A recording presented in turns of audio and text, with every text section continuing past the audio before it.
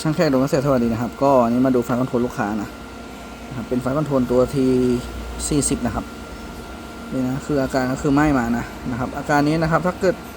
ใครเจอไฟคอนโทรลอาการนี้นะครับก็คือต้องแกะบอร์ดน้ำนะครับบอร์ด RF ดูก่อนเลยนะครับผมเพราะว่าถ้าเกิดมีอาการไหม้อย่างนี้มาครับพวกบอร์ด RF บอร์ดน้ำนะครับจะไหม้ตามมาด้วยนะต้องดูด้วยนะครับ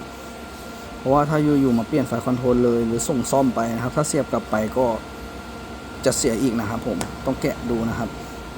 นี่นะเพราะว่ามันจะพาเผาไหม้ก็คือบอร์ดชุดหน้าไปหมดเลยนะครับผมนี่นะมาดูจุดนี่ครับจะเป็นจุดนี่นะก็จะไหม้แบบนี้เลยนะครับนี่นะซูมให้ดูนะครับนี่นะจะเป็นไหม้แบบนี้เลยนะครับอันนี้มาลองไล่อาการนะครับผมว่าเป็นยังไงนะครับสามารถซ่อมต่อได้ไหมนะครับดูนะครับชุดไอซีไหม้นะครับ